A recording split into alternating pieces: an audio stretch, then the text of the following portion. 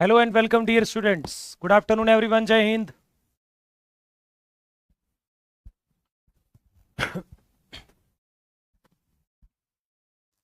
चलिए स्टार्ट करते हैं आज की क्लास को। और आज हमारा एक नए चैप्टर की शुरुआत है, प्रोबेबिलिटी 01। प्रोबेबिलिटी तो ये चैप्टर में मैंने आपको पहले ही बताया है कि आपको क्या क्या करना है। एक तो आपको परमुटेशन एंड कॉम्बिनेशन अच्छे से आना चाहिए, सेट सेट थ्योरी अच्छे से आनी चाहिए, और आपकी नॉर्मल अंडरस्टैंडिंग अच्छी होनी चाहिए।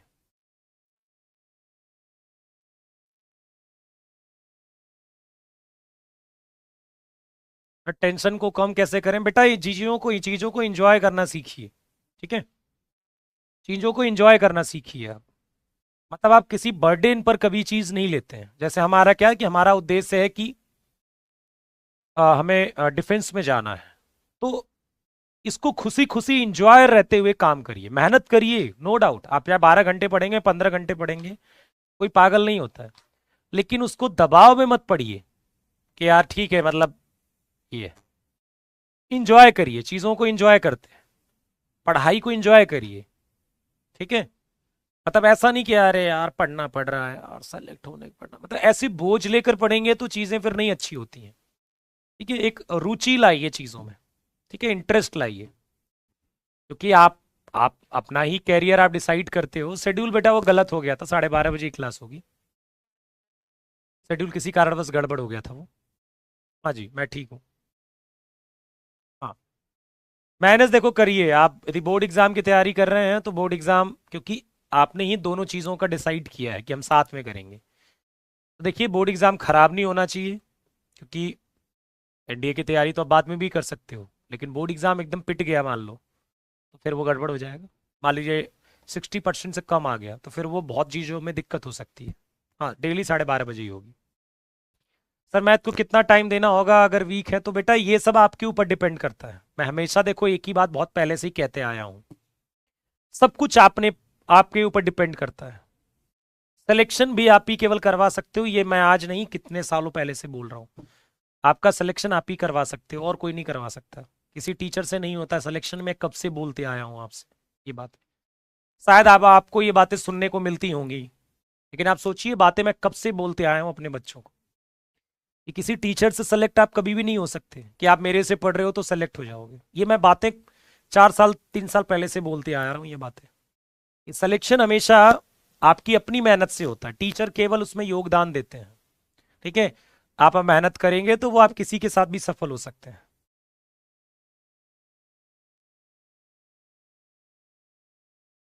ठीक है, क्लियर है चीज। चलिए फिर स्टार्ट करते हैं, और पहले एक बार ये समझते हैं कि ये प्रोबेबिलिटी होती क्या होती है। हाँ आज होगी बेटा, कल मेरी तबीयत ठीक नहीं थी, इसलिए क्लास वो नहीं हो पाई। फिर भी अब सोचिए 6-7 घंटे की क्लास फिर भी मेरी हो गई थी। ठीक है,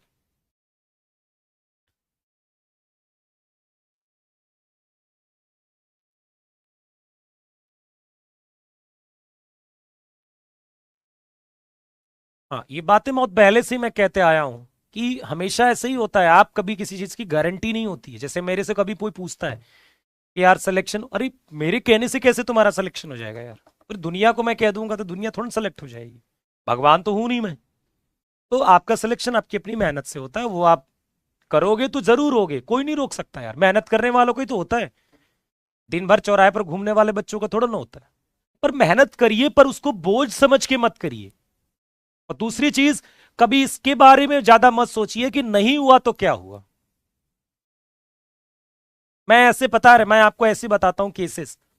ऐसे बहुत सारे लोग हैं जो जीवन में बहुत एग्जाम में असफल हुए हैं। मेरा अभी एक दोस्त, वो कम से कम 5 एग्जाम उससे नहीं निकला है, और छठा एग्जाम उससे निकला है। अब क्या कहोगे उसे?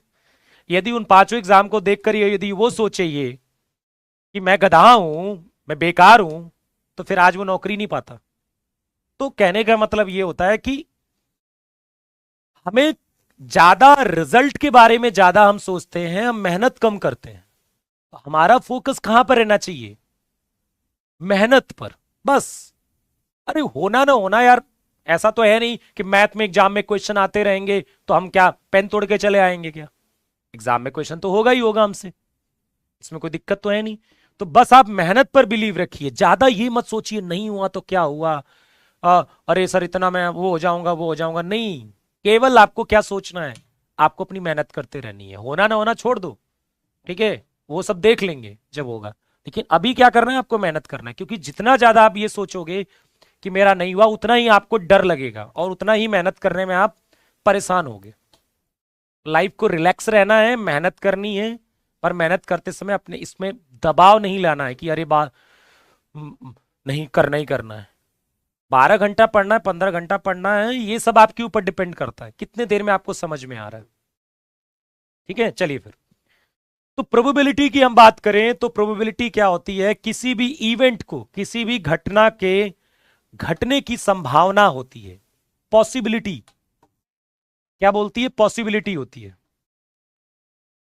देखो माता पिता तो कहते ही हैं यार, ठीक है, कैरियर आपका है। हमेशा मैं हमेशा माता पिता से भी कहता हूं और बच्चों से भी कहता हूं कि हमें किसी भी चीज को लेकर इतना बर्डन नहीं है। देखिए आप खुद डिसाइड को करना होता है, क्योंकि आप देखिए, आप डिफेंस में जाओगे, आपका ज्यादा सम्मान होगा। तो हमें ये नहीं देखना है कि हमारा कितना सम्मान हो रहा है, क्या हो रहा है क्या नहीं, और हमारी इच्छा है तो है, हमें डिफेंस में जाना है तो है। अब उसको कितना सम्मान से देखा जा रहा है नहीं देखा जा रहा है ये हम सोचेंगे तो फिर तो क्या होगा यार। ठीक है, हमारा मन है हम जा रहे हैं, हम कोई इलीगल काम तो नहीं कर रहे ना, हमारा मन हम जा रहे हैं। तो अब मैं ये चाहूं, सोचो कि मेरा बच्चा ही प्रधानमंत्री बन जाए इंडिया का, और नहीं बना तो क्या होगा, तो ये कोई मतलब नहीं है। ठीक है, आप आराम से पढ़िए, मस्ती से पढ़िए, इंजॉय करिए पढ़ाई को, बोझ मत समझिए।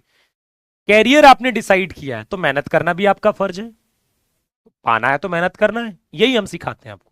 चलिए, तो प्रोबेबिलिटी की बात करें तो प्रोबेबिलिटी क्या होती है, किसी भी इवेंट के होने की संभावना, chances of occurrence of an event, किसी भी घटना के घटने की संभावना। जैसे मान लो क्या हुआ कि देखा, जब मैच होता है ना, क्रिकेट मैच होता है, तो कहते हैं कि देखो 33% चांसेस हैं इंडिया के जीतने के। जैसे देखते नहीं हो, जब क्या होता है कि मान लीजिए कि इंडिया के विकेट ज्यादा गिर गए, तो आपने देखा होगा वर्ल्ड कप में भी कि वो जो परसेंटेज होता था वो कम हो जाता था इंडिया का, और दूसरी टीम का परसेंटेज बढ़ जाता था।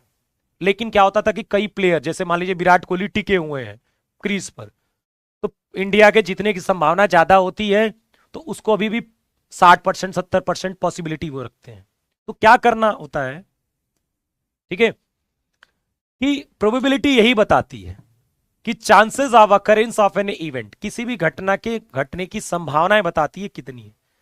होगा नहीं होगा वो अलग बात है, प्रोबेबिलिटी कभी एग्जैक्ट नहीं होती है, एग्जैक्ट होती है तो वो कुछ केसेस में होती है, जैसे जब प्रोबेबिलिटी किसी की एक हो जाए। जैसे कि आ, जैसे कि ये मान लीजिए मैंने कहा कि मैंने ये जो पेन है उसको ऊपर उड़ाया, तो उसके नीचे गिरने की प्रोबेबिलिटी बताइए, तो ये 100% है, गिरेगा ही गिरेगा। तो जो चीज 100% होता है उसकी प्रोबेबिलिटी 1 होती है, क्योंकि वो तो होना ही होना है। ठीक है, तो उसमें चांसेस का कोई मतलब ही नहीं है कि यार नहीं गिरेगी, गिर भी सकती है नहीं भी गिर सकती, गिरनी है। तो ऐसी प्रोबेबिलिटी 1 हो गई, मतलब फिक्स है कि यार वो घटना होनी ही होनी है आपकी। तो प्रोबेबिलिटी की डेफिनेशन समझ में आ गई। Chances of occurrence of an event, किसी घटना के होने की संभावना, ये प्रोबेबिलिटी की डेफिनेशन। आपसे डेफिनेशन नहीं पूछी जाएगी, केवल आप अपने दिमाग में रखिए इस चीज को। क्या क्या इसमें मैंने आपको कहा था कि टर्मिनोलॉजी पढ़ के आना है आपको। बहुत सारे टर्म्स होते हैं, 12th की बुक 11th की बुक देखी होगी आपने। और एक इंटरेस्टिंग चीज बताऊं, ये प्रोबेबिलिटी दोनों में होता है, 11th में भी है और 12th में भी है, दोनों में। जैसे फंक्शन चैप्टर होता है ना, फेब तक खत्म हो जाएगा सिलेबस बेटा, जो फंक्शन चैप्टर होता है वो 11th में भी होता है और 12th में भी होता है, वैसे ही प्रोबेबिलिटी 11th में भी है और 12th में भी है। ठीक, एक होता है रेंडम एक्सपेरिमेंट। ठीक है, रेंडम एक्सपेरिमेंट होता है, जैसे tossing a coin, tossing a coin,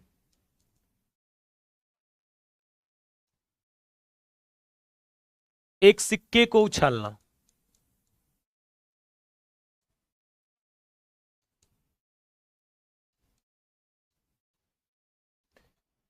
एक सिक्के को उछालना, टॉसिंग अ क्वाइन, एक सिक्के को उछालना। ठीक।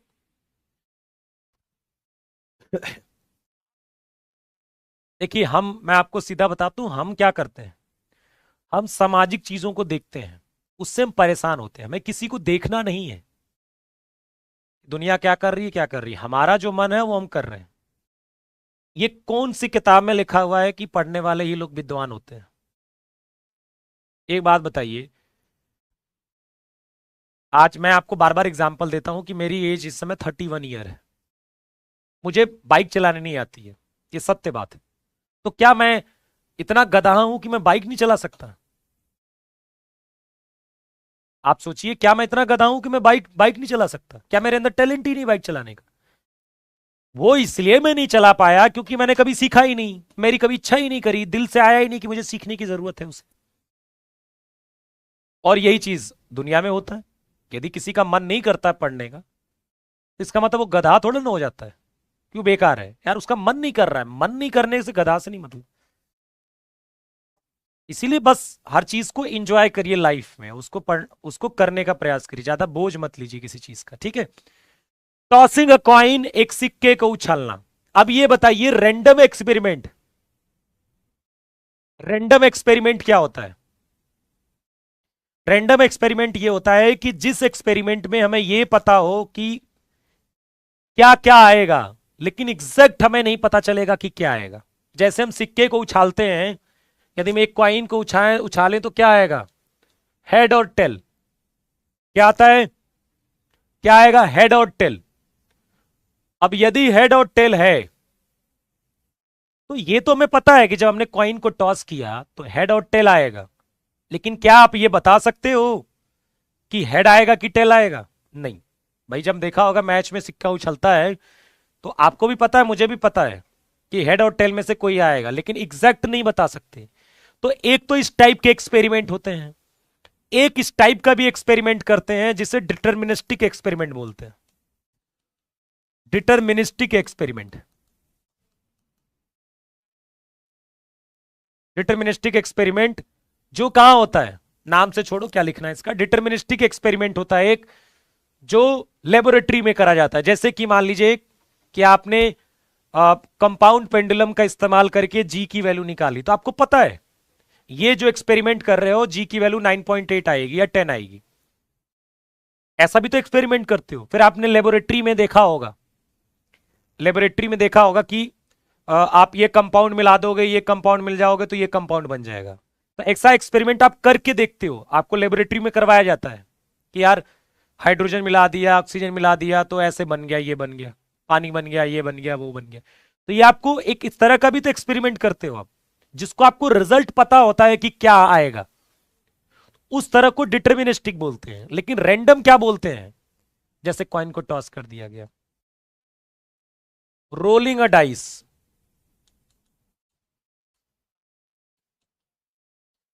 पासे को फेंका जाता है।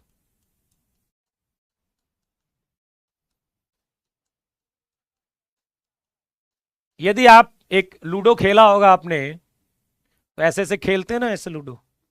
अब तो फोन में खेलने लगे हो तुम लोग तो मतलब नहीं है, पहले ऐसे ऐसे लूडो खेलते थे। तो वहां भी पता था कि आएगा जो नंबर उस पर वो 1, 2, 3, 4, 5 और 6। लेकिन क्या एग्जैक्ट बता सकते हैं हम? क्या हम एग्जैक्ट बता सकते हैं बेटा कि क्या आएगा? हाँ, महाभारत में जो होता था, पर यहां पर रियलिटी में इस समय जब हम फेंकेंगे तो हमारे केस में यही होगा कि जब हम एक डाइस फेंकेंगे तो हमें ये तो पता है कि 1 से 6 के बीच में आएगा, लेकिन क्या आएगा ये हमें नहीं पता है। क्योंकि हमें तो क्या चाहिए होता है, 6 चाहिए होता है ना सबसे ज्यादा। कई बार 6 नुकसान कर जाता है, लेकिन कई बार मोस्टली फायदा करता है 6। लेकिन हम हमारी मर्जी से तो नहीं आएगा, ठीक है। यदि सब फेयर है, ये डाइस जो है, ये जो डाइस है वो फेयर डाइस है, फेयर डाइस है, मतलब कुछ भी इसमें गड़बड़ नहीं किया गया है, सब कुछ सही है, नॉर्मल फेयर डाइस, ठीक है। और यहां फेयर कॉइन भी हो, ऐसा ना हो कि दोनों जगहों हेड ही हो। अब दोनों जगहों पे हेड है तो फिर उड़ाओगे तो हेड ही आएगा ना, ठीक है। तो रैंडम एक्सपेरिमेंट इसी को बोलते हैं। बस मतलब आपको आउट, ये तो पता है कि क्या आ सकता है, लेकिन एग्जैक्ट क्या आएगा ये नहीं बता सकते। लेकिन जब आप लेबोरेटरी वाला एक्सपेरिमेंट करते हो तो को आपको ये भी पता होता है कि यदि हम मिलाते हैं तो क्या बनेगा हमारा एग्जैक्ट। वो डिटर्मिनिस्टिक एक्सपेरिमेंट हो गया। चलिए आगे बढ़ते हैं और टर्मिनोलॉजी सीखते हैं इसमें। सैंपल स्पेस क्या होता है? सैंपल स्पेस से पहले आपको यह जानना है कि आउटकम क्या होता है। ठीक है, आउटकम्स,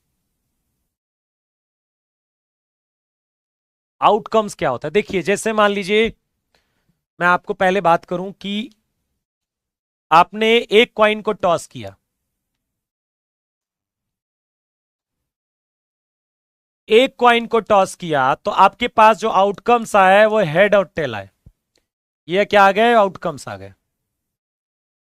तो कॉइन को टॉस करेंगे तो वहां पर आएगा हेड हेड, हेड टेल। भाई दोनों कॉइन पर क्या आ सकता है? दोनों पर हेड हेड आ सकता है। हेड पहले पर हेड, दूसरे पर टेल आ सकता है, फिर टेल हेड आ सकता है, या फिर दोनों पर टेल आ सकता है, दोनों पर टेल भी आ सकता है। ठीक है, तीन कॉइन टॉस किया,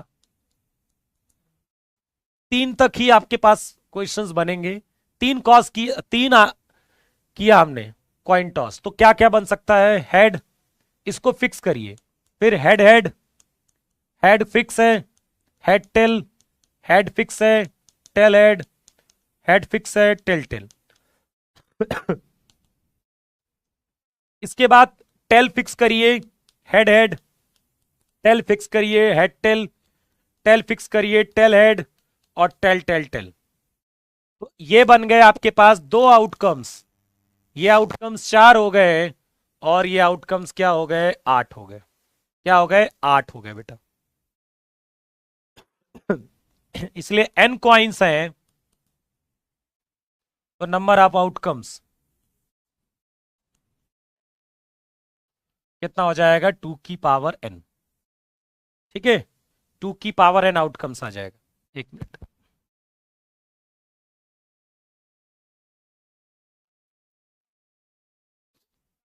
ठीक है।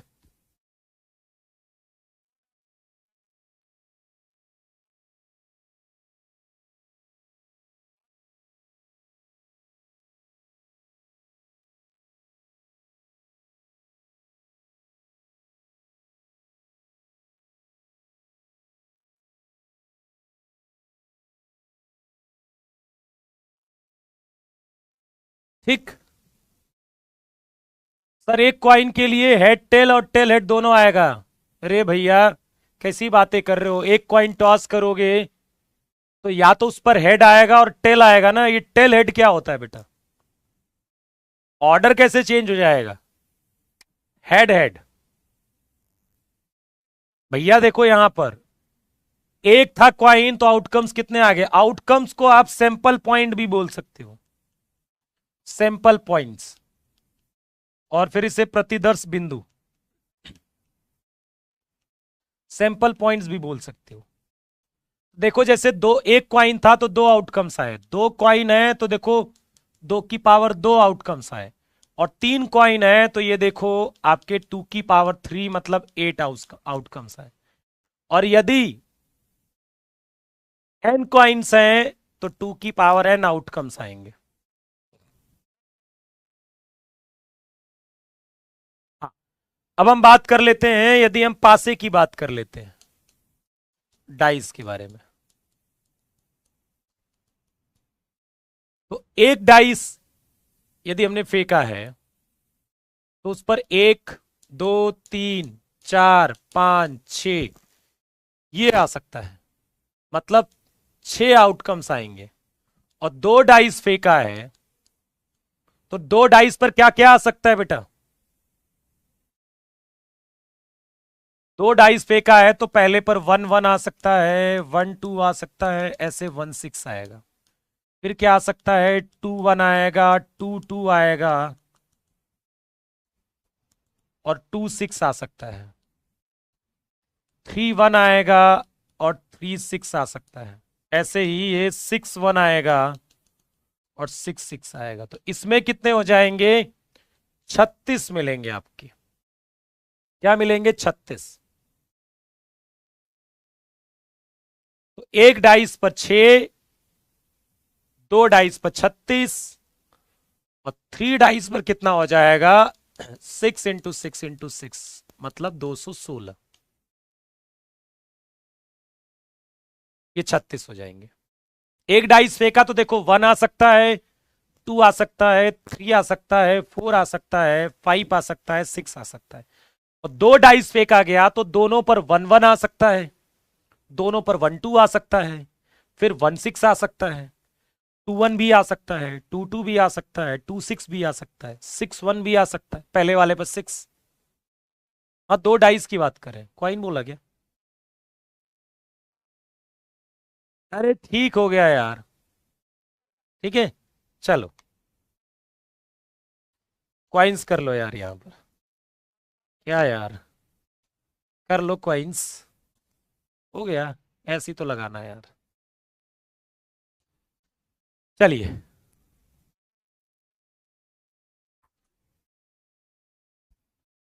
तो उस समय क्या हो जाएगा? 36 हो जाएगा और यहाँ 6 हो जाएगा, 216 हो जाएगा। अब ये बताइए कि मैं, अच्छा दो डाइस है, दो डाइस पर दोनों नंबर हैं, दो डाइस है ना बेटा, तो दो नंबर है कि नहीं? बताइए। जब दो डाइस, सॉरी, एक डाइस को दो बार फेंकोगे, या फिर मैं कहूं दो डाइस फेंका जा रहा है, तो उन पर नंबर जो आएंगे वो दो आएंगे ना। तो मैं ये कहूं कि उन दोनों डाइसों पर जो सम है, दोनों डाइसों पर जो नंबर्स हैं उनका जो सम, वो 6 कितनी बार आएगा? सम ऑफ, सम ऑफ नंबर्स 6 कितनी बार आएगा? कितने ऐसे हैं जिसमें जोड़ने पर 6 आ जाए? उन डाइस, जो दो डाइस हैं उन पर जो नंबर्स हैं, तो कितने ऐसे नंबर्स हैं जिनको, मतलब कितने ऐसे पेयर हैं, सॉरी, कितने ऐसे पेयर हैं जिनको जोड़े तो 6 आ जाए? भाई जैसे यहां पर 1 1 है ना,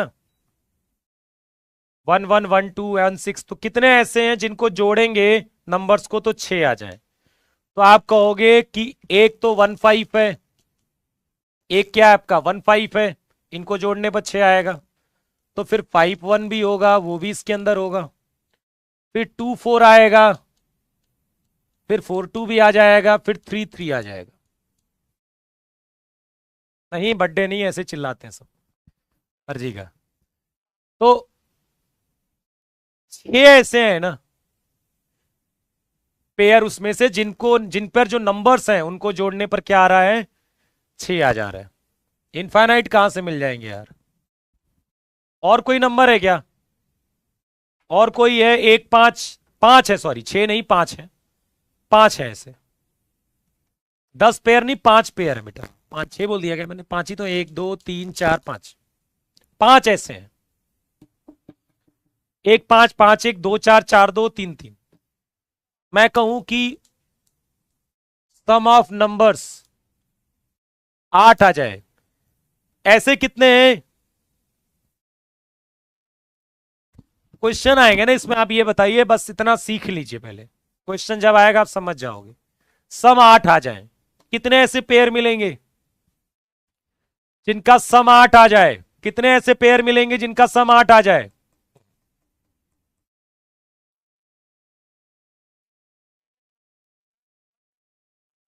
जीरो। कोई भी ऐसा पेयर नहीं मिलेगा जिनका सम 8 आ जाए। मिलेगा? नहीं। 2 और 6, 3 और 5, ये सब भी तो मिलेंगे। खैर जीरो बता रहे हैं। एक के साथ नहीं मिलेगा, एक के साथ नहीं मिलेगा। 2 और 6 मिलेगा तो 6 और 2 मिलेगा। 3 और 5 मिलेगा तो 5 और 3 मिलेगा। और 4 और 4 मिलेगा। और बताइए कोई मिलेगा? एक के साथ कुछ मिलेगा नहीं। एक के साथ नहीं मिल सकता है, दो के साथ मिलेगा, तीन के साथ मिलेगा, चार के साथ मिलेगा, और तीन पांच है तो पांच तीन मिलेगा, पांच के साथ मिलेगा, छह के साथ मिलेगा। एक के साथ नहीं मिल सकता क्योंकि एक के साथ आठ चाहिए। अब दो के साथ क्या मिलेगा, छह मिलेगा, तीन के साथ क्या मिलेगा, पांच मिलेगा, चार के साथ क्या मिलेगा, चार मिलेगा, पांच के साथ क्या मिलेगा, तीन मिलेगा, छह के साथ क्या मिलेगा, दो मिलेगा। तो ये भी कितने हो गए, पांच। ठीक है। अब इस तरह से ना कर कर हमारे पास एक तरीका है, वो भी याद रखिएगा। दो, तीन, चार, पांच, छ, सात, छ, सात, आठ, नौ, 10, 11 और 12। ये एक तरीका है, इसको आप समझिएगा कि 2 और 12 कितनी बार आएंगे, तो एक बार आएंगे सम। 3 और 11 कितनी बार आएंगे, दो बार, दो ऐसे पेयर मिलेंगे। 4 और 10 तीन बार। 5 और 9 चार बार। और 6 और 8 पांच बार। सात कितनी बार मिलेगा, 6 बार मिलेगा। ठीक है। इसे हम बोलेंगे टीएसएम, नए नाम का इजाद कर रहा हूं मैं, टीएसएम, टाइम सेविंग मेथड। यदि आपको लगता है कि इससे आपका समय बच रहा है तो फिर आप जरूर समय बचा सकते हैं। एक नया वर्ड का इजाद कर रहा हूं मैं, टाइम सेविंग मेथड, टीएसएम। इससे आप तुरंत ये पता कर सकते हो कि क्या होगा। यदि इसको लगता है कि आपको इसकी जरूरत पड़ती है और आप जल्दी नहीं पता कर पाते हो, तो फिर आप इसको जरूर फट से बना लीजिए, और कई बार बनाओगे तो ये याद हो जाएगा कि कौन किसके साथ है जुड़ा हुआ है। इसको समझना नहीं है, ये बस आपको याद रखना है। 2 3 4 5 6 7, यहां पर 8 9 10 11 12। सात एक कम, सात कितनी बार आएगा, 6 ऐसे पेयर मिलेंगे तो इससे एक कम। 6 और 8 एक कम, 6 से एक कम 5, 5 से एक कम 4, 4 से एक कम 3, 3 से एक कम 2। मतलब 4 और 10 वो तीन बार मिलेगा। चार किस में मिलेगा, 1 3, 3 1 और 2 2। तो देखो चार आपको तीन बार मिला कि नहीं। 10 क्या मिलेगा, 10 कैसे मिलेगा, एक के साथ मिलेगा नहीं, दो के साथ मिलेगा नहीं, तीन के साथ मिलेगा नहीं। चार छह, छह चार और पांच पांच, तो देखो तीन मिल गए आपको। चलिए भाई, इसी तरह से कि छह कितने ऐसे पेयर मिलेंगे, तो 6 और 8 पांच बार मिलेंगे, 5 और 9 चार बार मिलेंगे। ऐसे ही आपको बनाना है जैसे मैंने बताया है। 2 3 4 5 6, यहां 7 रहेगा, 8 9 10 11 12। किसके सामने क्या है, चलिए। हाँ,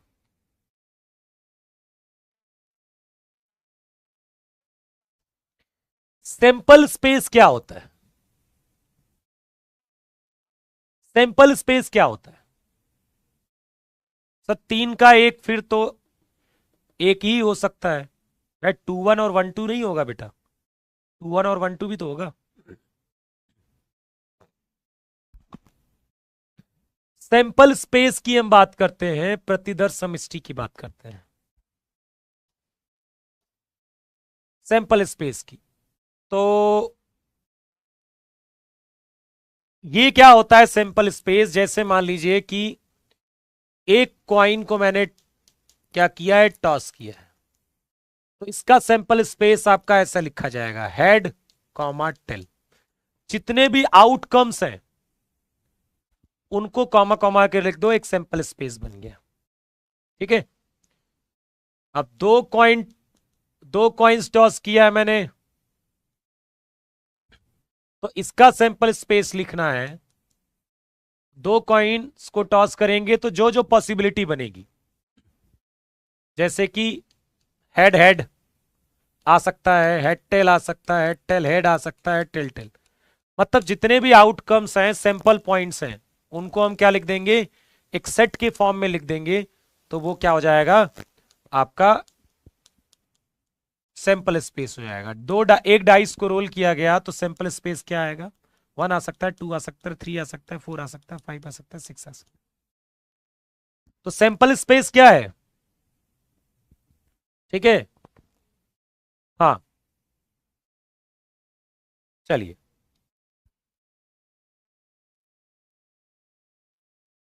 अब आप यहां पर सैंपल स्पेस लिख के बताइए मुझे, write the sample space, write the sample space of the experiment a. Experiment,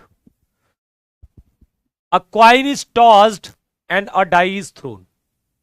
एक क्वाइन को टॉस किया गया और एक डाई को फेंका गया।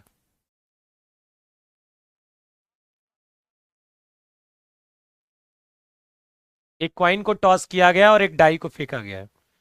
इसका आपको क्या निकला है, सिंपल स्पेस लिखना है। लिखिए थोड़ा simple space. A coin is tossed and die is thrown, इसका सैंपल स्पेस लिखना है। और कितने सैंपल पॉइंट्स हैं, कितने आउटकम्स मिलेंगे इसको, जल्दी बताइए। लिखिए जल्दी से सैंपल स्पेस, क्योंकि कई बार सैंपल स्पेस हम लिख नहीं पाते हैं। जल्दी बताइए।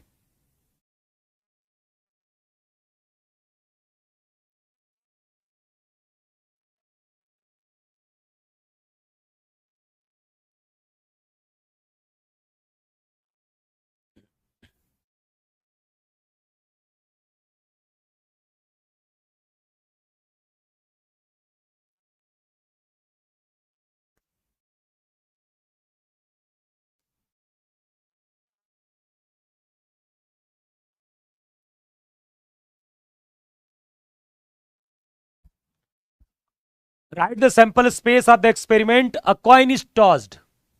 एक बंदे ने क्या किया, एक कॉइन को टॉस किया, और दूसरा क्या गया, एक डाइस को फेंका गया है। तो आउटकम्स क्या आएंगे, देखो। आउटकम्स ऐसा हो सकता है कि जब आपने कॉइन को टॉस किया तो उस पर हेड आया, और जब डाई को रोल किया तो 1 आ सकता है, उस पर 2 आ सकता है, उस पर 3 आ सकता है, उस पर 4 आ सकता है, उस पर 5 आ सकता है, उस पर 6 आ सकता है। या फिर ऐसा हो सकता है कि आपने जब कॉइन को टॉस किया उस पर टी आया, तो T1, T2, T3, T4, T5, T6, कितने हो जाएंगे, 12। ठीक है। यह वैसे ही बात हो गई कि एक डाइस को रोल किया गया, फिर एक डाइस को रोल किया गया, तो फिर आपके पास 36 बनेंगे। ओके बेटा, 1H गलत है। 1H लिखना गलत है, क्योंकि पहले क्या आया है, पहले क्वाइन आया है। इस बात का ध्यान रखिएगा, पहले क्वाइन आया है। पहले क्या आया है, क्वाइन आया है। पहले क्वाइन आया है तो क्वाइन पर हेड आया होगा, या तो टेल आया। उसके बाद आपने डाई को क्या किया है, फेंका है। तो 1 2 कुछ भी आ सकता था 6 तक, सेम टेल के साथ भी 1 2 3 4 5 6 आ सकता था। तो ये 12 बनेंगे।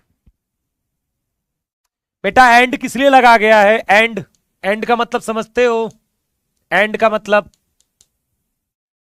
एंड का मतलब समझते हो। एंड का मतलब, कह रहा सर साइमल्टेनियसली नहीं बोला गया है। एंड का मतलब समझते हो, उसने क्या बोला है, एक सिक्का उछाला जाता है और एक पासा फेंका जाता है, एंड बीच में लगा हुआ है। एंड लगा हुआ है बीच में। आप यदि आप ये सोच रहे हो तो ये गलत है। ये कौन सा मतलब हुआ, 1 2 3, ये गलत है। ये कौन सा तरीका हुआ बेटा, आप देखिए ध्यान से, एंड लगा हुआ है बीच में। एक क्वाइन को टॉस किया गया और एक डाई को रोल किया गया, एंड लगा है बीच में। तो दोनों काम किए गए हैं, तो आउटकम्स तो फिर ऐसे बने होंगे ना। मैंने आपसे ये पूछा कि यार एक डाइस को फेंको और एक पास से फेंको, बताओ क्या आया है, तो आप ऐसे ही तो बताओगे कि H1 आया है, या तो आपका H2 आया होगा, H3 आया होगा, ऐसे ही तो आया होगा बेटा। अरे यार सिंपल सोचो कि जब मैंने आपसे कहा कि एक डाइस, एक क्वाइन को फेंकना है और एक डाई को रोल करना है, एक डाई को फेंकना है, क्या आया बताओ, क्या आया। तो आप क्या बताओगे, H1 H2 या फिर T1 T2, इन्हीं में से कुछ आया होगा आपका। चलिए,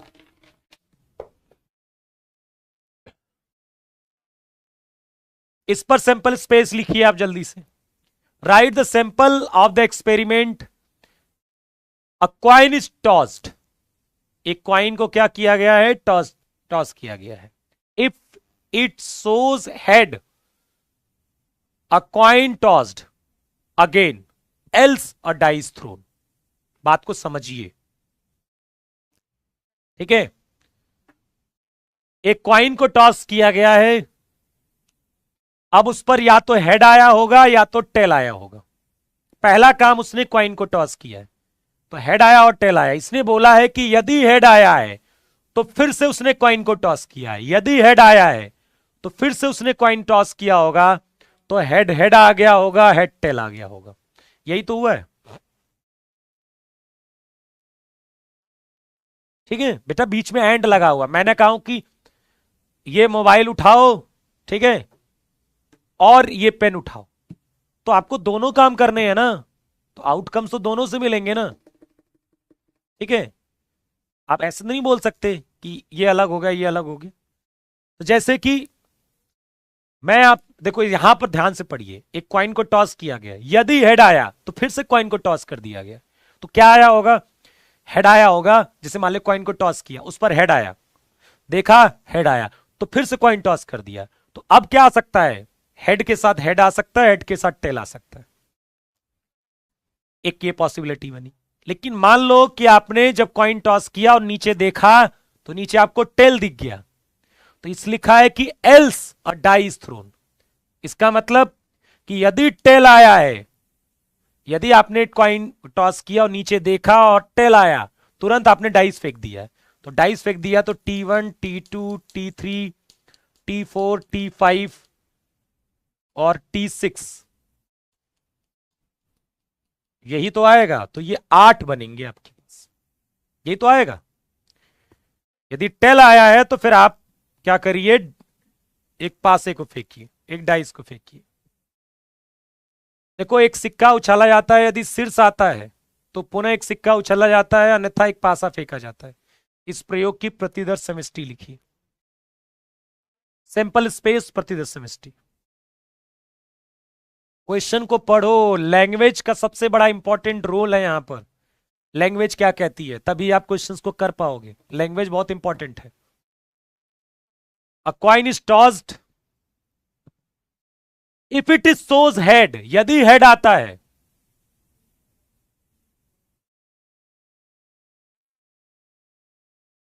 शीर्ष बोलना सही नहीं है, यहां पर क्या बोलेंगे,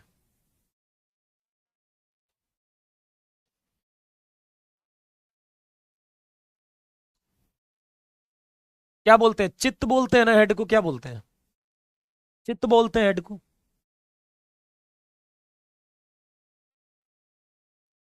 बेटा आपको पॉसिबिलिटी लिखनी है, आप तो दिल पर ले ले रहे हो यार। पॉसिबिलिटी लिखनी है, सैंपल स्पेस में क्या क्या हो सकता है वो सब आपको लिखना होता है।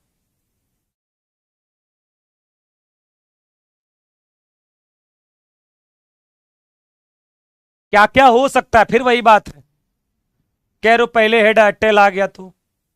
बेटा आपको पॉसिबिलिटी लिखनी है ना, कितनी पॉसिबिलिटी हो सकती है।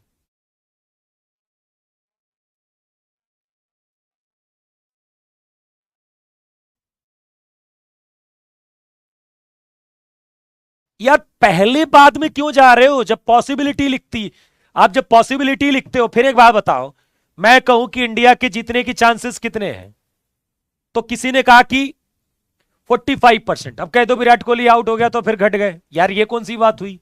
मैं पॉसिबिलिटी की बात कर रहा हूं।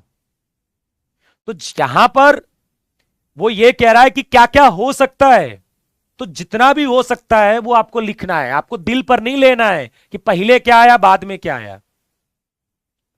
सिंपल एक कहा जाता है कि एक सिक्का उछाला जाता है, ठीक है, यदि चित आता है तो पुनः एक सिक्का उछाला जाता है, अन्यथा एक पासा फेंका जाता है। मतलब यदि टेल आया होगा तो फिर आप पासा फेंकोगे, पासा फेंकोगे तो उस समय T1 से लेकर T6 तक आएगा। एक कह रहा लेकिन क्वाइन तो एक ही है, तो कैसे आएगा, हे प्रभु हे राम। ठीक है, एक आदमी मैं हूं, मुझसे मुझसे किसी ने कहा कि ये भैया मेरे पास तो सिक्का ही नहीं है, चलिए मान लीजिए ये सिक्का है, मुझसे उसने ये कहा कि देखो ये वैसे तो पेन ड्राइव है ये, लेकिन मान लीजिए सिक्का है, ठीक है। उसने कहा कि तुम इसको टॉस करो, लेकिन शर्त ये है जब इसको टॉस करोगे और यदि हेड आएगा तो तुम्हें फिर से टॉस करना है। तो मैंने इसको टॉस किया तो टेल आ गया, मान लो, अरे ये तो टेल आ गया, तो उसके अनुसार यदि हेड आएगा तो आप क्वाइन को टॉस करोगे, अन्यथा आप डाई फेंकोगे दोबारा। तो मान लीजिए पहली बार में मेरा टेल आ गया, तो मैं, आप जानते हो ये सेट होता है, तो आप ऐसे भी लिख सकते हो, सेट है तो आप इधर से ऐसे लिख लो, कोई दिक्कत नहीं है। T1, T2, T3, T4, T5, T6, HH, HT। मान लीजिए कि मेरे पास टेल आ गया, तो क्वेश्चन के अनुसार अब मुझे क्या फेंकना है दोबारा, मुझे क्वाइन नहीं फेंकना है, मुझे क्या करना है, एक डाई फेंकना है, एक पासा फेंकना है। तो मैं एक पासा फेंकूंगा। तो मेरे पास टेल आया है और जब पासा फेंका तो उस पर 1 आ सकता है, 2 आ सकता है, 3, 4, 5, 6। तो ये दोनों जो मेरे पास काम दिए गए हैं, एक तो कॉइन टॉस करना और दूसरा पासा फेंकना, वो कॉम्बिनेशन ऐसे बनाएंगे मेरे। और यदि मैंने टॉस किया और मेरे सामने हेड आ गया तो फिर मैं दोबारा कॉइन को ही फेंकूंगा। तो फिर एच के साथ एच आएगा, एच के साथ टी आएगा। अपनी मतलब नॉर्मल सोचना है, आप खुद के बारे में खुद दिल पर लेके सोचिए इसको। तुम कहोगे पहले टेल आ गया तो टेल आ गया, तो फिर टेल की वाली बात मान लो, क्या दिक्कत है। दोबारा भी हेड आया तो पागल वागल हो, पॉसिबिलिटी लिखी जा रही है, दिल पर मत लो। वो तो हो सकता है 100 बार में हेड आए, हो सकता है कभी जीवन में तुम्हारा टेल भी ना आए, हो तो ये भी सकता है। तो मत लिखो कोई आउटकम्स तुम, क्या यार भाई, ऐसा भी हो सकता है 50 बार हेड ही आए, तो ये कोई मतलब नहीं हुआ। ठीक है, चलिए यहां पर लिखिए।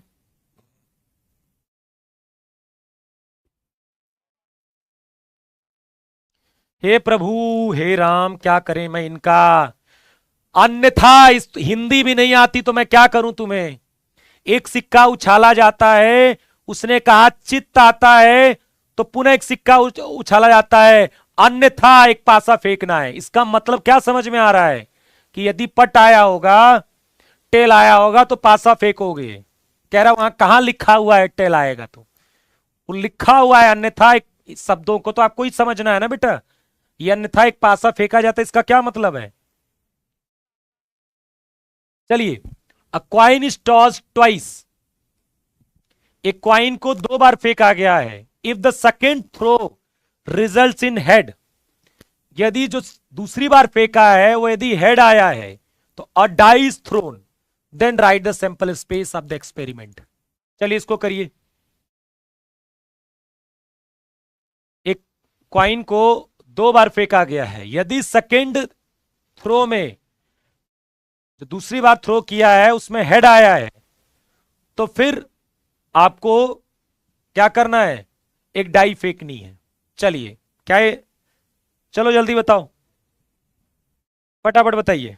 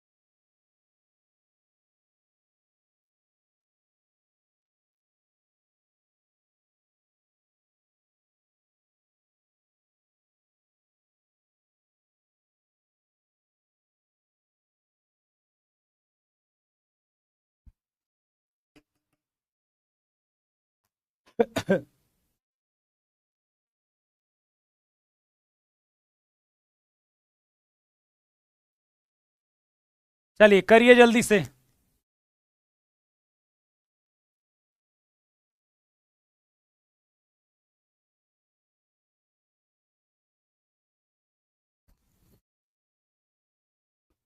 अब आप फिर से क्वेश्चन को आपने नहीं समझा अच्छे से, वो भी मैं आपको समझा देता हूं। एक क्वाइन को 2 बार फेंका गया है, ध्यान से देखना, एक क्वाइन को क्या किया गया है, 2 बार फेंका गया है, तो पॉसिबिलिटी क्या है आने की, H H, H T, T H, T T, यही पॉसिबिलिटी है कि नहीं? एक क्वाइन को 2 बार फेंका गया है तो यही पॉसिबिलिटी है कि नहीं? यही पॉसिबिलिटी है। अब ध्यान से पढ़ो, एक क्वाइन को 2 बार फेंका गया है, if the second throw result in head, यदि सेकेंड में आपका हेड आया है, वो किन दो केसेस में आया है, इन दोनों में, यदि आपने जब ऐसा किया और सेकेंड वाले में हेड आया तो फिर एक काम और आपको करना है, फिर आपको डाई फेंकना है। तो ऐसे होगा कि यदि एच टी आएगा, टी टी आएगा, तब तो कोई दिक्कत नहीं है। मैंने एक क्वाइन को 2 बार फेंका, ऐसे फेंका, फिर एक बार ऐसे फेंका, यदि पहली बार एच आया, दूसरी बार टी आया, कोई टेंशन वाली बात नहीं। पहली बार टी आया, दूसरी बार टी आया, कोई टेंशन वाली बात नहीं। लेकिन पहली बार एच आया और दूसरी बार एच आया, तो तुमसे कहा गया है कि जब दोबारा दूसरी बार में आपका चित आता है, दूसरी बार में हेड आता है, दूसरी बार में यदि हेड आता है तो आपको क्या करना है, आपको फिर से डाई फेंकना है। क्या क्या करना है, एक पासा फेंकना है। तो जब हेड आया है तो फिर आप पासा फेंको, पासा फेंकोगे तो फिर उस पासे में 1 भी आ सकता है, 2 भी आ सकता है, 3 भी आ सकता है, 4 भी आ सकता है, 5 भी आ सकता है और 6 भी आ सकता है। एक तो ये बना होगा, और एक बार जब पहली बार में टेल आया होगा और दूसरी बार में हेड आया होगा, तो दूसरी बार यहां पर भी हेड आ गया तो यहां पर भी TH1, TH2, इसी तरह से TH6 हो गया।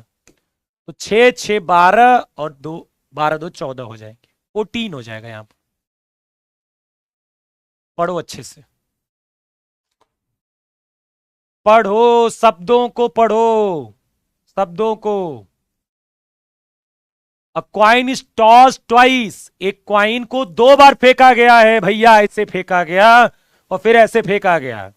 उसने ये बोला है तो ऐसे फेंका गया, ऐसे फेंका, तो दोनों जगहों पर हेड हेड आ सकता है, हेड टेल आ सकता है, टेल हेड आ सकता है, टेल टेल आ सकता है। लेकिन आपसे उसने बोला कि यदि दूसरी बार हेड आया है तो एक काम करना है, तुम्हें फिर क्वाइन एक डाई फेंकना पड़ेगा। तो यदि हेड टेल आया तो कोई दिक्कत नहीं, टेल टेल आया कोई दिक्कत नहीं, लेकिन जब हेड हेड आया होगा तो फिर आप एक डाइस फेंकोगे, और उस केस में आपको क्या हो जाएगा, उस पर पासे पर 1 2 3 4 5 6 सब आ सकता है। और दूसरी पॉसिबिलिटी क्या बनती है कि आपका टेल आ गया होगा तो फिर हेड आया होगा, तो उसके बाद दूसरी बार हेड आया है, जितनी बार में भी देखो 8, तो जो हमारे पास 4 बनते हैं वो ये हैं और एच एच हैं और टी एच हैं। लेकिन जिसमें भी दूसरी बार हेड आया है फिर आपको डाई फेंकनी है।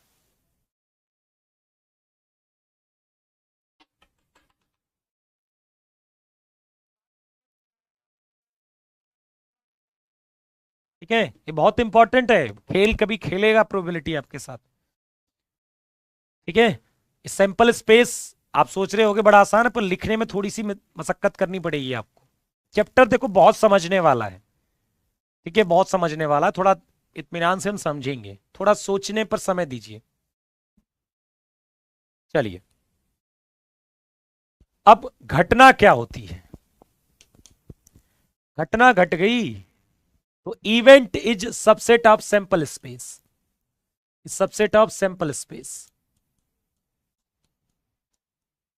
जैसे मान लीजिए कि एक डाई को आपने फेंका, एक पासा फेंका आपने, तो सैंपल स्पेस क्या बनेगा, 1 2 3 4 5 6। अब मैं एक इवेंट दिखा दूं, सर सैंपल स्पेस लिखना तो आता है, लिखने को आता है, हे प्रभु, सैंपल स्पेस कभी लिखने को जल्दी नहीं आएगा, लेकिन प्रोबेबिलिटी निकालने के लिए सैंपल स्पेस तो लिखना पड़ता है ना। सैंपल स्पेस ही तो टोटल आउटकम्स होते हैं, और उसी में से तो फेवरेबल आप छांटते हो। जब टोटल आउटकम्स को ही नहीं लिख पाओगे तो छाटोगे क्या? ये इस्तेमाल होगा क्वेश्चन में। और सैंपल स्पेस लिखने नहीं आता है तो फिर आप क्वेश्चन खत्म हो गया वहीं पर। सैंपल स्पेस तो पहला काम है लिखना ना। अब एक डाई को फेंका गया, एक पासा फेंका गया, तो सैंपल स्पेस क्या बन गया? अब सैंपल स्पेस ही लिखने नहीं आ रहा है तुम्हें, ये तो आसान है, तो क्या छाटोगे उसमें से? फेवरेबल। एक डाई, एक पासे को फेंका गया तो सैंपल स्पेस में आपको ये सब पॉइंट मिले। अब इवेंट क्या है बेटा, उसके बारे में हम बात कर लेते हैं। इवेंट क्या है? तो इवेंट क्या होता है? इवेंट क्या होता है? Subset of sample space. Even जो होगा वो एस का एक सबसेट होगा। ठीक है, तो इवन मैंने ये डिसाइड कर दिया गेटिंग ऑड नंबर्स। ठीक है, विषम संख्या का आना, विषम संख्या का आना। अब बताइए, अब इसमें इस इवेंट में क्या मिलेगा? 1 3 5 ना। इस इवेंट में कितने एलिमेंट्स होंगे?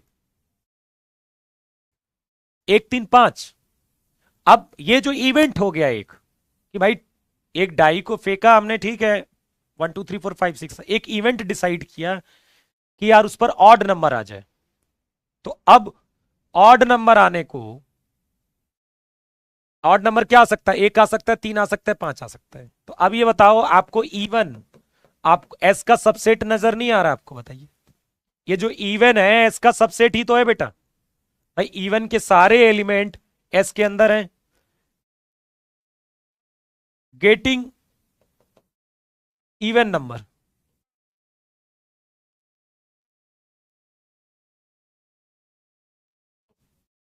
ये भी तो क्या है आपका? ये भी एक सबसेट है। देखो E2 भी एस का सबसेट है, तो इसको भी आप इवेंट बोल दोगे। सैंपल स्पेस का कोई भी सबसेट उठाइए, वो क्या हो जाएगा आपका? एक इवेंट हो जाएगा। सैंपल स्पेस का कोई भी सबसेट उठा लीजिए, वो इवेंट हो जाएगा।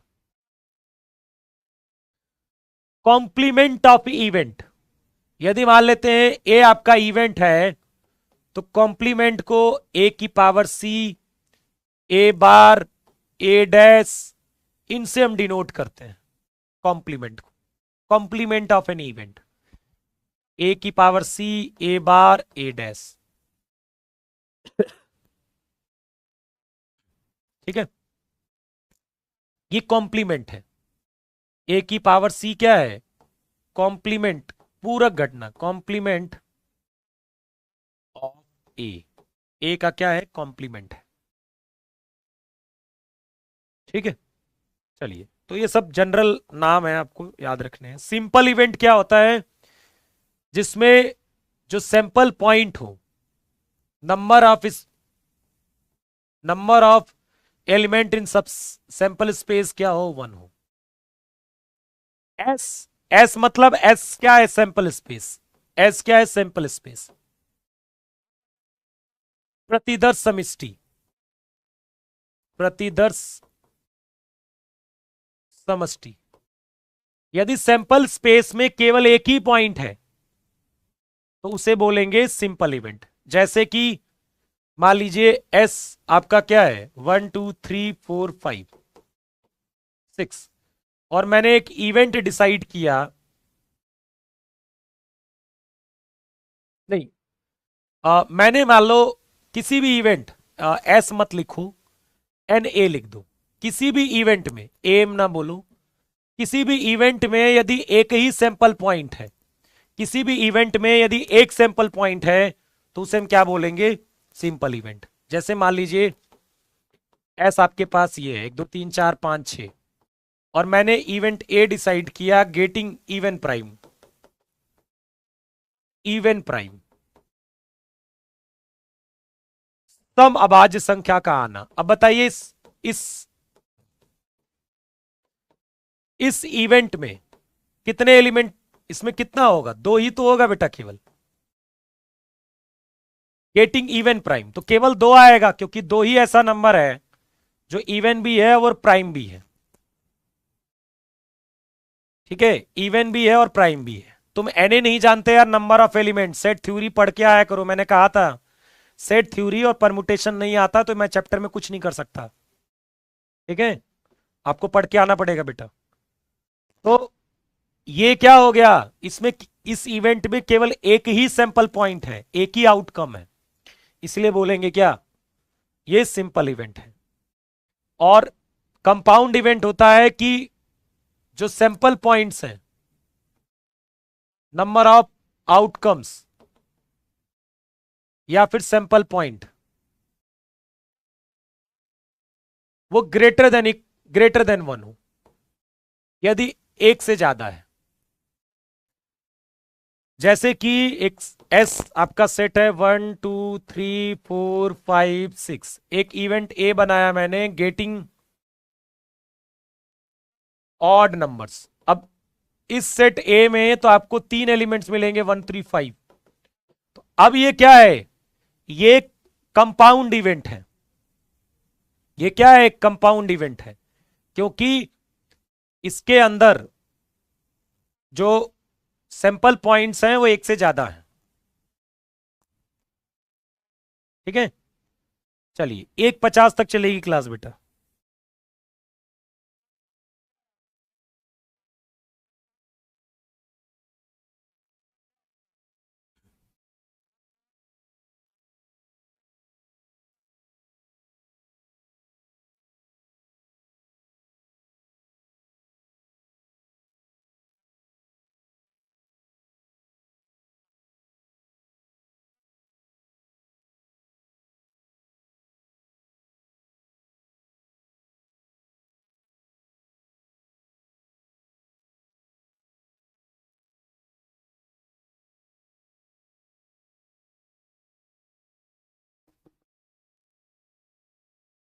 हाँ जी, हो जाएगा सूर्या जी, ठीक है ना। चलिए, इक्वली लाइकली इवेंट्स, सम संभावी घटनाएं। इक्वली लाइकली क्या होता है, ये बताइए। इक्वली लाइकली क्या होता है बेटा, देखो, जैसे मान लो मैंने एक क्वाइन को टॉस किया,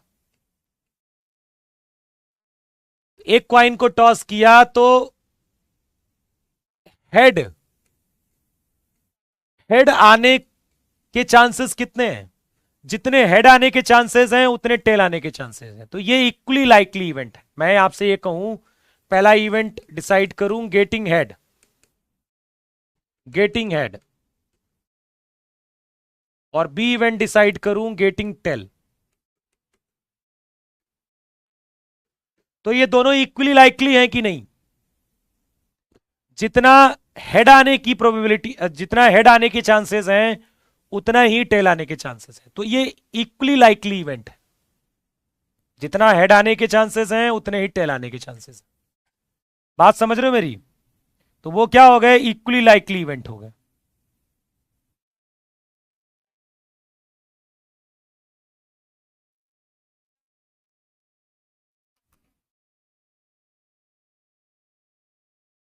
बात समझ में आ गई, इक्वली लाइकली इवेंट। जैसे मान लो आपने एक डाई को फेंका, तो 1 आने के जितने चांसेस हैं उतने ही 2 आने के चांसेस हैं, उतने ही 3 आने के चांसेस हैं, उतने ही 4 आने के चांसेस, उतने 5, उतने 6। तो ये सब इक्वली लाइकली है। मैं कहूं 1 आने के चांसेस बताओ, 2 आने के चांसेस बताओ, तो सबके इक्वल चांसेस हैं आने के। ऐसा नहीं है कि आपने एक डाई को फेंका और 6 आने के ज्यादा चांसेस हैं, नहीं, सबके सेम चांसेस हैं। तो ये इस तरह के इवेंट जो होते हैं वो इक्वली लाइकली होते हैं, जिनके आने के सेम चांसेस। जैसे मान लीजिए कि एक क्वाइन को मैंने सही, एक डाई को थ्रोन किया, एक डाई फेंका, एक डाई फेंका, तो पहला इवेंट मैंने ये बता दिया कि गेटिंग ऑड नंबर, और दूसरा इवेंट मैंने ये बता दिया बी, गेटिंग इवन नंबर। तो ये इक्वली लाइकली है कि नहीं। जितने ऑड नंबर आने के चांसेस हैं उतने ही इवन नंबर के, जितने ऑड आने के चांसेस हैं उतने ही इवन आने के चांसेस हैं। इनको बस याद रखना है बेटा, ऐसे बहुत ज्यादा कुछ इसमें करना नहीं है। आप अपनी भाषा में इसको एक बार नोट कर लीजिएगा बस।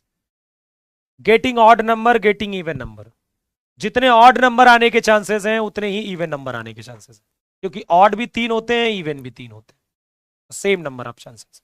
बाद में बात करेंगे कि इसकी प्रोबेबिलिटी क्या होगी, अभी तो हम केवल ये समझ रहे हैं कि भाई इक्वली लाइकली इवेंट क्या होता है, जिनके आने के चांसेस बराबर हो। ठीक है, अब हम बात कर लेते हैं म्यूचुअली एक्सक्लूसिव, डिसजॉइंट या फिर इनकम्पेटिबल कंपेटिबल इवेंट्स। ठीक, परस्पर अपवर्जी घटना है, ये म्यूचुअली एक्सक्लूसिव क्या होता है इस पर हम चर्चा कर लेते हैं। जैसे मान लीजिए दो इवेंट ए और बी हैं, यदि ये एक साथ दोनों ना हो, मैं आपको लिख देता हूं कि ए एंड बी यदि दोनों एक साथ ना हो तो उन्हें क्या बोलेंगे, म्यूचुअली एक्सक्लूसिव इवेंट बोलेंगे बेटा। म्यूचुअली एक्सक्लूसिव डिसजॉइंट मतलब उन दोनों इवेंट में यदि हम इंटरसेक्शन लें तो कुछ भी ना मिले, मतलब वो दोनों एक साथ संभव ही ना होना, दोनों एक साथ नहीं हो सकते, ऐसे इवेंट को हम बोलते हैं म्यूचुअली एक्सक्लूसिव। ठीक, बात समझ में आ रही है?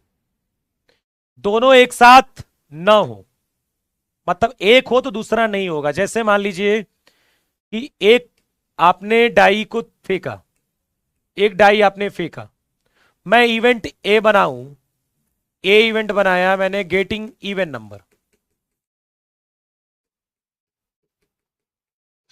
दूसरा क्या बनाया, getting odd number, odd numbers. तो क्या ये दोनों एक साथ हो सकते हैं इवेंट? क्या आपने एक डाई को फेंका तो क्या उस पर इवन ऑड दोनों आ सकता है क्या? एक डाई को फेंका तो जैसे इवन नंबर में क्या आ सकता है, 2 4 6, ऑड नंबर में क्या आ सकता है, 1 3 5। तो देखो एक तो इनके बीच में इंटरसेक्शन क्या होगा, 5 होगा, कुछ नहीं मिलेगा। और दोनों एक साथ नहीं हो सकते, ये दोनों एक साथ नहीं हो सकते, getting even number getting odd number, ये दोनों एक साथ नहीं हो सकते। अब इवन आया है तो ऑड नहीं आएगा, ऑड आया है तो इवन नहीं आएगा बेटा। ठीक है,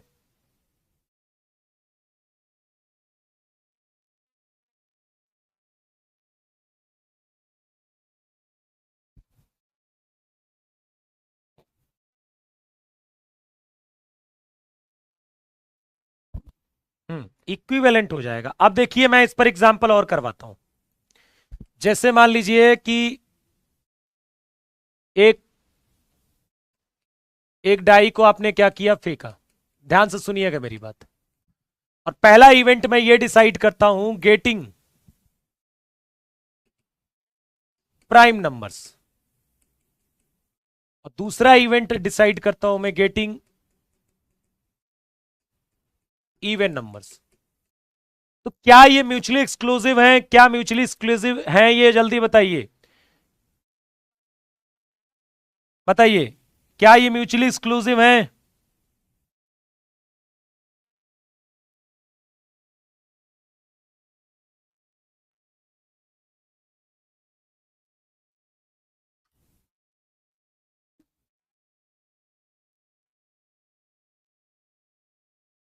यहां नंबर कर लो, नंबर्स मत करो, नंबर कर लो। Getting prime number getting even number, क्या ये म्यूचुअली एक्सक्लूसिव है? तो नहीं है, क्योंकि मान लीजिए कि यहां से 2 आया और यहां से भी तो 2 आ सकता है बेटा, तो 2 इवेंट एक साथ हो गए कि नहीं, ये दोनों एक साथ हो गए कि नहीं, जबकि ये नहीं होने चाहिए। यदि ये हुआ है तो ये नहीं होना चाहिए, जबकि ये हो जा रहा है। देखिए प्राइम नंबर में आपका 2 आएगा, 3 आएगा, 5 आएगा, और इवन में क्या आएगा, 2 4 6। तो ए इंटरसेक्शन भी यहां पर 5 के बराबर नहीं है, इसीलिए ए और बी म्यूचुअली एक्सक्लूसिव नहीं होंगे। 2 आ जाएगा ना भाई, तो कॉमन हो गया ना फिर तो। एक तो इनमें भी कुछ कॉमन नहीं होना चाहिए थी, म्यूचुअली एक्सक्लूसिव की बात करते हो, दोनों एक साथ नहीं होना चाहिए। प्राइम नंबर मतलब अभाज्य संख्या, अभाज्य संख्या जो एक से या खुद से डिवाइड होती हो, वो अभाज्य प्राइम नंबर होता है, अभाज्य संख्या।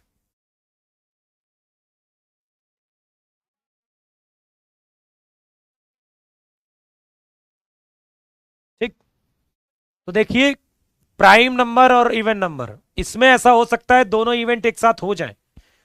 जब ये दोनों इवेंट ये हो गया तो ये ना हो, तो ऐसे इवेंट आपको वो म्यूचुअली एक्सक्लूसिव देखने को मिलेंगे। चलिए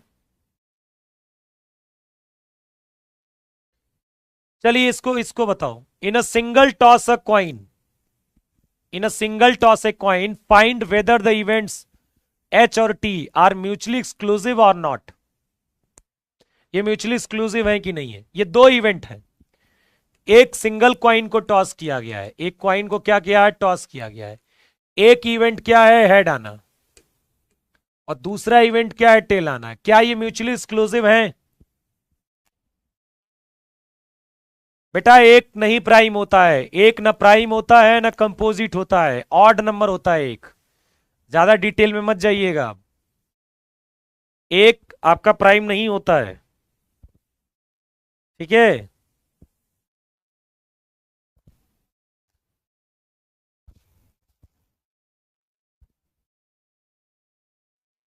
ये है बेटा, क्योंकि यदि आपने कॉइन को टॉस किया होगा तो ये आया होगा, तो ये नहीं आया होगा, ये आया होगा तो ये, यदि ये इवेंट हुआ होगा तो ये नहीं हुआ होगा, और ये हुआ होगा तो ये नहीं हुआ होगा, दोनों एक साथ नहीं हो सकते।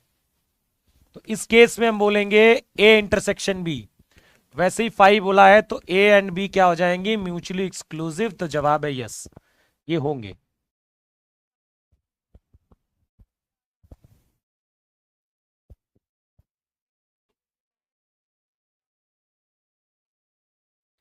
अब यहां बताइए, एक सिंगल थ्रो ऑफ डाइस, एक डाई को क्या किया गया, फेंका गया है, और एक इवेंट क्या है आपके पास, 1 2 है, और दूसरा इवेंट क्या है, 2 3।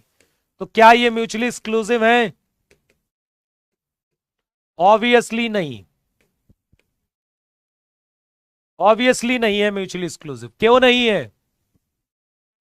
क्योंकि भैया इन दोनों में कॉमन हो गया, मतलब ये दोनों इवेंट एक साथ हो सकते हैं, दो तो आ सकता है ना। जब आपने डाई को फेंका होगा तो यहां पर भी 2 आ गया हो और यहां पर भी 2 आ गया हो, तो फिर तो दोनों में दोनों इवेंट एक साथ हो गए ना ये वाले।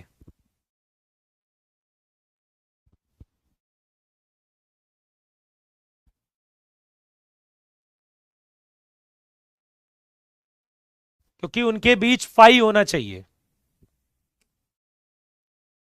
एग्जॉस्टिव सिस्टम ऑफ इवेंट्स, ठीक, एग्जॉस्टिव सिस्टम ऑफ इवेंट्स, इसका मतलब ये होता है कि जैसे मान लीजिए कि एक सैंपल स्पेस क्या है, 1 2 3 4 5 6। एक इवेंट मैंने E1 बताया 1 2, E2 क्या बताया 3 4 5 6, E3 क्या बताया 4 5 6, E4 क्या बताया 1 2 5 6, E5 क्या बताया 2 3 4 5 6। मेरी बात ध्यान से सुनिएगा, थोड़ा स्लो चलिए बेटा। इसमें क्या ऐसा है स्लो चले भैया, कब पेपर देना है, 4 महीने बाद? नॉर्मल सी डिफिनीशन है, मैं कौन सा बहुत तेज चल रहा हूं। देखिए एग्जॉस्टिव सिस्टम ऑफ इवेंट्स का मतलब क्या हो गया? सर पहले बार में तो सेकेंड बार में आया है, ये भैया सेकेंड और फर्स्ट से नहीं मतलब है, आया है दो ना, कॉमन है ना, बस बहुत है। दोनों इवेंट एक साथ भी तो हो सकते हैं, दो उधर भी आ गया, दो इधर भी आ गया।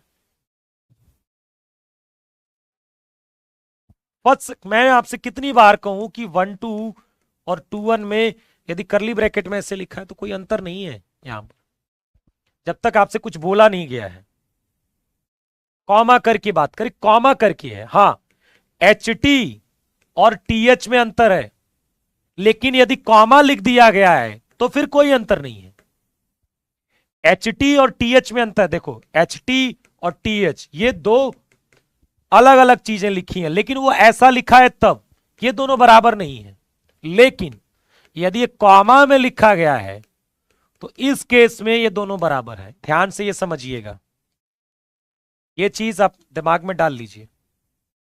एच टी और टी एच ये दोनों बराबर नहीं है, क्योंकि एच टी और टी एच ये एक एक एलिमेंट है और एच टी और टी एच अलग है। लेकिन यहां पर दो एलिमेंट है, एच और टी। यहां पर टी और एच दोनों में कोई अंतर नहीं है, पर यहां अंतर है, एच टी टी एच बराबर नहीं होंगे, लेकिन एच कॉमा टी और टी कॉमा एच ये दोनों बराबर होंगे आपस में। बात समझ में आई कि नहीं? ये क्लियर हुआ आपको ये चीज? अब एग्जॉस्टिव सिस्टम ऑफ इवेंट्स क्या कहता है कि देखो, यदि E1 और E2 को मिलाते हैं तो सैंपल स्पेस बन गया ना, तो ये E1 एंड E2 ये एग्जॉस्टिव सिस्टम ऑफ इवेंट्स है। एग्जॉस्टिव सिस्टम ऑफ इवेंट्स जिनको भी मिलाकर सैंपल स्पेस बन जा रहा है उन्हें एग्जॉस्टिव सिस्टम ऑफ इवेंट्स बनेंगे। और वो दो ना होकर दो से ज्यादा भी हो सकता है। जैसे E1 और E2 को मिलाने पर एग्जॉस्टिव इवेंट आया, मैं E1 union E2 union E3 मिलाऊंगा तो तब भी आपका सैंपल स्पेस आ जाएगा। इसका मतलब E1 E2 और E3 ये भी एग्जॉस्टिव सिस्टम ऑफ इवेंट्स है। ठीक है, समझ रहे मेरी बात?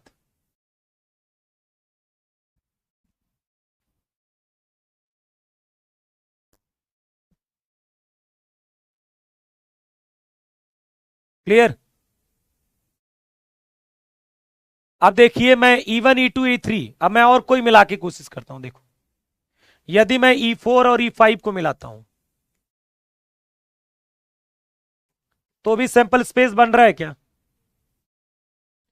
E4 और E5 को मिला दूंगा तब भी बन जाएगा। इसका मतलब E4 E5 ये भी एग्जॉस्टिव सिस्टम ऑफ इवेंट्स है। मतलब जिन दोनों को मिलाकर 2 3 4 5 6 सब कुछ, मैं इन सबको भी आपस में मिला दूंगा तो सैंपल स्पेस बन जाएगा, सबका यूनियन ले लूंगा तो। ठीक है, ये सब एग्जॉस्टिव सेट ऑफ इवेंट्स है। तो वो दो भी हो सकते हैं, दो से ज्यादा भी हो सकते हैं। ठीक, अब जो क्लासिकल डिफिनीशन पढ़ते हो आप, क्लासिकल डिफिनीशन पढ़ते हो प्रोबेबिलिटी की, वो आपने 10th क्लास में भी पढ़ी होगी, क्योंकि ये 10th क्लास से पढ़ते आए हो प्रोबेबिलिटी की चीजें। तो क्लासिकल डिफिनीशन क्या होती है? प्रोबेबिलिटी ऑफ ए, यदि मैं किसी की प्रोबेबिलिटी निकाल रहा हूं तो इसका मतलब होता है number of favourable outcomes upon total number of outcome. Total number of outcomes, total outcomes कितने हैं और कितने इसको फेवर कर रहे हैं, कितने इसको फेवर कर रहे हैं, उसकी प्रोबेबिलिटी होती है। जैसे मान लीजिए कि मैंने एक कॉइन को क्या किया है, टॉस किया है, तो सैंपल स्पेस क्या बन गया है, एच और टी। मैंने कहा भाई हेड आने की प्रोबेबिलिटी बताओ, मतलब हेड आने की प्रोबेबिलिटी। तो आप कहोगे कि भाई एक कॉइन को टॉस किया गया तो क्या क्या बन सकता है, हमारे पास दो टोटल आउटकम्स हैं, हेड आ सकता है, टेल आ सकता है, लेकिन मुझे फेवर कौन कर रहा है, वो एक ही कर रहा है इसमें से, एच, तो 1/2 हो गया। सिमिलरली टेल आने की प्रोबेबिलिटी, तो एक क्वाइन को टॉस किया तो हेड और टेल दो आ सकता है, मतलब दो पॉसिबिलिटी है, लेकिन आपको फेवर कौन कर रहा है, एक, तो 1/2 हो गया। ठीक, और यदि मान लीजिए एक डाई को फेंका गया,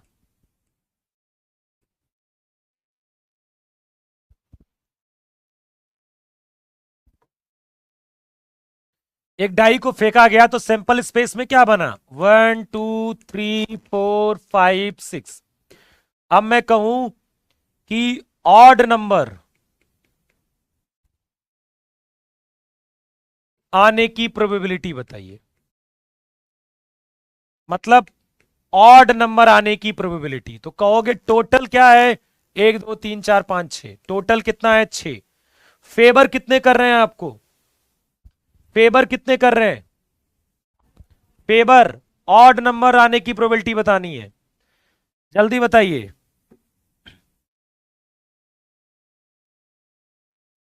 जल्दी बताइए।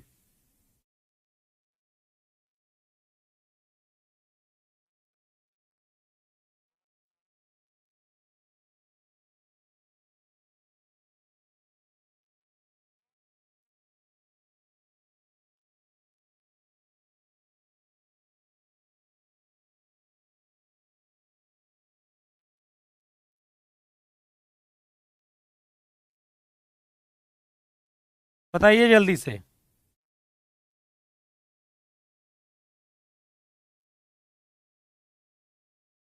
ठीक है, ऑड नंबर आने की प्रोबेबिलिटी कितनी है, तो आप कहोगे भाई ऑड 1 आ सकता है, 3 आ सकता है, 5 आ सकता है, मतलब आपको 3 फेवर कर रहे हैं, मतलब 1/2, मतलब 50% आपके सक्सेस होने की प्रोबेबिलिटी, 50%। फेवर नहीं जानते हो यार, क्या यार तुम्हें फेवर, फेवर नहीं पता क्या होता है यार। फेवर मतलब अनुकूल, आपके फेवर में कोई चीज गई, यार तुम क्या अंग्रेजी पढ़ते हो भाई, फेवर ही नहीं पता, फेवर ही नहीं पता, बताओ। फेवर वर्ड नहीं पता तुम्हें क्या होता है, फेवर तो पता होगा।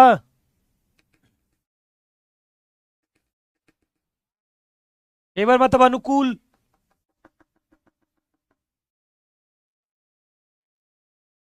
फेवर मतलब संभावना होती है, हे प्रभु। चलिए फिर आज की क्लास में इतना ही, हमारी आपकी मुलाकात कल होगी, कल आगे हम और पढ़ेंगे। ठीक है। यार कितनी अंग्रेजी कमजोर, सुधारो। चलो, चलो एक कर लो आखिरी question. Find, in throwing a fair die find the probability of the event of getting a prime numbers.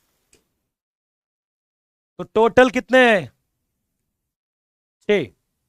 हाँ आज वाईटी पे क्लास होगी। टोटल कितने होते हैं, 6। अब getting prime numbers, prime numbers क्या होते हैं, 2 3 और 5। 3 आपको फेवर कर रहे हैं,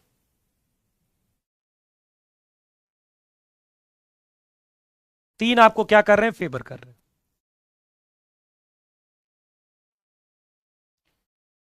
भाई एक फेयर डाई को फेंका गया है, तो getting prime numbers, prime number कितने होते हैं, 2 3 5 ना, 1 से 6 के बीच में,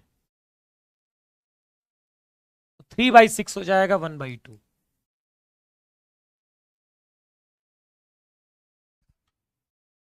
चलिए फिर आज की क्लास में इतना ही, कल मुलाकात होगी हमारी आपकी। चलिए धन्यवाद, जय हिंद।